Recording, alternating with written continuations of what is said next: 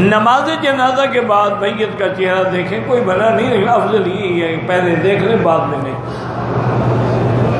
شیعہ کو سلام نہ ہی کریں تو بہتر ہے۔ ہری پگڑی باندھنی کیسے ہے؟ جو مرضی ہے، ہری باندھو، پیلی باندھو، نیلی باندھو، کالی باندھو، سفید، کوئی مرضی ہے باندھو۔ جھگڑا دو باتوں میں ہے۔ ایک تو یہ ہے کہ ہری پگڑی باندھنے کو سرکار دو عالم کی سنت نہ بناؤ۔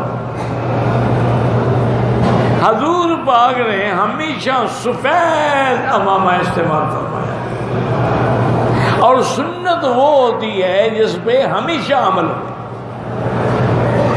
اب کالی پگڑی حضور نے فتح مکہ کے موقع پر باندھی ہے، تو ٹھیک ہے کالی پگڑی جائز ہے، لیکن سنت نہیں ہے۔ ایک دفعہ آپ نے باندھی ہے تو جائز تو ہو گئی، لیکن سنت وہ ہے جس پہ ہمیشہ کا عمل ہو، اور وہ ہے سفید۔ اور ساتھ یہ بھی فرمایا کہ مردوں کے لیے سفید، عورتوں کے لیے رنگ دار کپڑا جو ہے وہ اللہ کو زیادہ پسند ہے۔ ایک تو مہربانی یہ کریں کہ سبز پگڑی کو حضور کی سنت نہ بنائیں، یہ سنت نہیں ہے۔ اور دوسری بات یہ ہے کہ ہر مسلمان اپنی اپنی پارٹی کو رنگ دینے کے لیے الگ رنگ کی پگڑیاں استعمال کرتا ہے، یہ بھی ناجائز ہے۔ مسلمانوں میں تفرقہ ڈال رہے ہو کہ یہ ہری پگڑی والا ہے اور یہ پیلی پگڑی والا ہے، یہ واسکٹ والا ہے، یہ کرتے والا ہے، یہ کیا ہے؟ کوئی چیز تاکہ مسلمانوں میں ایک فرقہ نمایاں نظر آئے، یہ کرنا بھی شریعت میں ناجائز ہے۔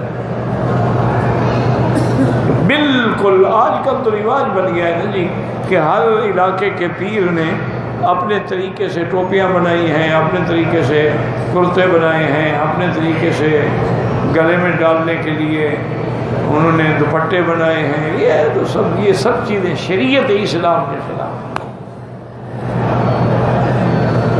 بالکل جو کپڑا ملے الحمدللہ، نہ ملے الحمدللہ، بس اللہ کی رضا پہ راضی رہیں۔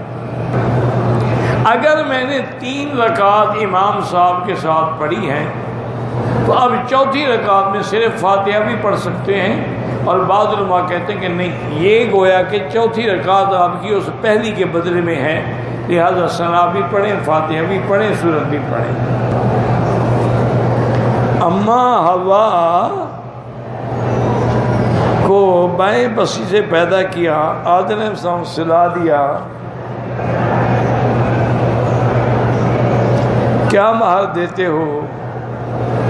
اللہ پاک نے فرمایا کہ میں تمہاری بیوی ہے، مہر کیا دو گے؟ انہوں نے کہا کہ مہر درود شریف پڑھو۔ یہ سب جھوٹی قصے ہیں، نہ وہاں نکاح کی ضرورت تھی، اور نہ کسی مولوی صاحب نے خطبہ پڑھا تھا، نہ گواہوں کو بلایا گیا۔ جب اللہ نے کہہ دیا تیری بیوی ہے، بات ہی ختم ہوئی، تم کون روکنے والا؟ اور یہ پتہ نہیں مسئلے کیسے بناتے ہیں، مجھے تو بڑا دکھ ہوتا ہے۔ کسی سے پوچھو کہ کیا درود شریف مہر کے عوض ہو سکتا ہے کہ نہیں؟ بھئی درود پاک مہر کا بدل بن بھی سکتا ہے کہ نہیں بن سکتا؟ ایک حدیث میں ہے، بڑا مسئلہ، مشکل مسئلہ ہے، اور اس میں بڑا بڑا علماء کے اختلاف ہے۔ ایک عورت نے حضور سے آ کے درخواست کی کہ میں آپ سے شادی کرنا چاہتی ہوں۔ اللہ نے اپنے نبی کو یہ اختیار دیا تھا کہ اگر کوئی عورت امرأۃ وہبت اپنا نفس آپ پر ہبہ کرتی ہے تو آپ کو حق ہے، اگر چاہیں تو قبول کر سکتے۔ حضور خاموش رہے، اس نے پھر کہا، حضور نے فرمایا بی بی مجھے خواہش نہیں ہے نکاح۔ ایک صحابی بیٹھے تھے، انہوں نے کہا حضور اگر آپ نکاح نہیں کرتے میرا کر دیں۔ یا تو آپ نکاح کرتے نا، اگر آپ نکاح نہیں کرتے ہیں تو پھر میرا نکاح کر دیں۔ حضور نے فرمایا حل ماء کا شیء، تمہارے پاس کچھ ہے بھی صحیح عقل مہر دینے کے لیے؟ انہوں نے کہا یہی چادر ہے جو باندھ کے بیٹھا ہوں۔ آپ نے فرمایا کہ جاؤ اللہ کے بندے کوئی تلاش تو کرو، فَلْتَمِسْ وَلَوْ خَاتَمًا مِّنْ حَدِيدٍ، چاہے لوہے کی انگوٹھی ہو۔ یہ معنی ہے تھوڑی سی چیز، ورنہ لوہے کی انگوٹھی پہننا تو حرام ہے۔ حضور کیسے فرماتے کہ لوہے کی انگوٹھی لے آؤ؟ کی حقیر کوئی تھوڑی سی چیز ڈھونڈ کے لے آؤ. اس نے کہا حضور میں کیا ڈھونڈ کے لے آؤں جس کے گھر میں مٹی کے سوا کچھ نہیں ہے.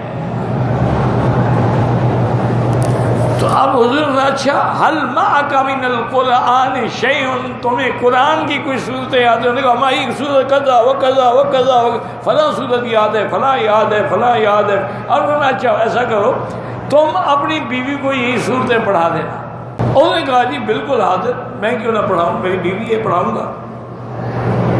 تو اس لیے علماء نے اس حدیث کو سامنے رکھ کے استدلال کیا ہے کہ کیا قرآن کی تعلیم جو ہے وہ حق المہر کے عوض ہو سکتی ہے بزرگ کے عوض. تو بعض ائمہ فرماتے ہیں ظاہر حدیث کو دیکھ کر کیا ہو سکتی ہے، جب حضور نے فرمایا تم پڑھا دے اس کو بس یہ صورت ہے. امام ابو حنیفہ رحمۃ اللہ علیہ کہتے ہیں کہ نہیں، حق المہر ہے کیا، پہلے یہ تو بتاؤ. حق المہر جو ہے وہ عورت کے جسم یعنی شرمگاہ حوالے کرنے کے بدلے میں ہے. تو فرماتے ہیں اس کے بدلے میں تم قرآن دو گے. یہ تو مانا تھا کہ ابھی تمہارے پاس کچھ نہیں ہے، کچھ پڑھا دینا، جب اللہ پیسے دے گا بعد میں دے دینا حق المہر. وقتی طور پر تم اس کو تعلیم دے دو. تو لہٰذا حنفی مسلک میں تو قرآن یا درود حق المہر کے بدل بن ہی نہیں سکتا. تو اللہ پاک نے بی بی حوا کو حضرت آدم کو کہا کہ درود پڑھ کے حق المہر ادا کرو. پتہ نہیں یہ مولوی صاحبان وہاں چھپے بیٹھے ہوتے ہیں، ان کو ڈر نہیں آتا خدا کو قیامت میں کیا جواب دے. کہتے ہیں آدم علیہ السلام نے گندم کا دانہ کھایا. ایک مولوی، بہت بڑا مولوی، میں نام نہیں لیتا اس کا، اگر زندہ ہے تو اللہ اس کو ہدایت دے، اور اگر فوت ہو گیا ہے تو اللہ اس کی مغفرت کرے. اس نے مجھے خود کہا، اس نے کہا مکی صاحب یہ جو گندم کا دانہ ہے نا یہی سارا عذاب ہے.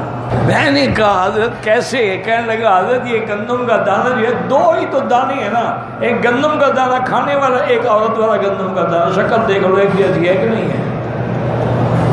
انہی دو دانوں نے تو ہمیں خراب کیا. آدم کو بھی اسی گندم دانے نے نکالا تھا نا. اگر خدا کا خوف کرو تم نے قبر میں نہیں جانا. قرآن کہتا ہے ہم نے آدم حوا سے کہا کہ اس درخت کے قریب نہ جاؤ. تو گندم کا دانہ تم کہاں سے لے آئے؟ گندم درختوں پر لگتی ہے. وَلَا تَقْرَبَا هَٰذِهِ الشَّجَرَةَ، درختوں کے گندم کے کھیت ہوتے ہیں، گندم کے درخت تو نہیں ہوتے. شریف آدمی کیا کہہ رہے ہو؟ چپ تو کر گیا، لیکن جو مولوی کسی بات پہ اڑ جائے اس کا کیا ادارہ ہے. ایک آدمی نے، اللہ معاف کرے، توبہ استغفر اللہ، اللہ معاف فرمائے، اس کے پاس آئے تو اس بندے نے کہا جی کہ میرا دل آ گیا ہے ساس پر، میں بیوی کو چھوڑتا ہوں اور ساس سے نکاح کرنا چاہتا ہوں، میرا نکاح آپ کر دیں گے؟ اس نے کہا ہاں بھائی اتنی نظر نیاز رکھو گے تو کر دوں گا. انہوں نے نظر نیاز پیش کر دی، انہوں نے ساس کے ساتھ نکاح پڑھا دیا. بیوی کی ماں، ساس یعنی وہ تو ماں ہوتی ہے. علماء کو پتہ لگا، انہوں نے کہا یہ بدبخت کہاں سے نکل آیا قاضی نکاح پڑھانے والا. اس کے بعد ہے کہ یہ کیا؟ تو انہوں نے کہا ہاں میں نے کیا ہے. انہوں نے کہا کیوں کیا؟ انہوں نے کہا جب اس کا نکاح ہوا تھا آپ تھے، یہ تو دونوں قبر پرست ہے، مشرک ہے، نکاح تو ہوا ہی نہیں تھا مشرک کا. جب نکاح نہیں تھا تو ساس کیسے بنی؟ میں نے تو ابھی کلمہ پڑھا کے اس کا نکاح کیا ہے. انا للہ و انا الیہ راجعون. بس دعا کریں اللہ ہمارے حال پہ رحم کرے.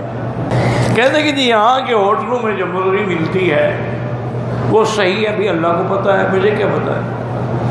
میرا بھائی گزارش یہ ہے کہ سب سے پہلے تو ایک اصول یاد رکھیں کہ اکثر ہوٹل بلکہ 90% ہوٹل باہر کی مرغی استعمال کرتے ہیں. وہ سستی ہوتی ہے، سستی بھی ہوتی ہے، موٹی بھی ہوتی ہے. تو وہ مہنگی کیوں ڈالیں گے؟ اس لیے اعتبار نہ کریں. اگر مرغی اس سے پوچھ لیں ہوٹل والے، مسلمان ہے مکے میں کھڑا ہے، کہ بھئی یہ مقامی ہے یا باہر کی ہے؟ اگر مقامی ہے تو حلال ہے، باہر کی ہے تو نہ کھائیں۔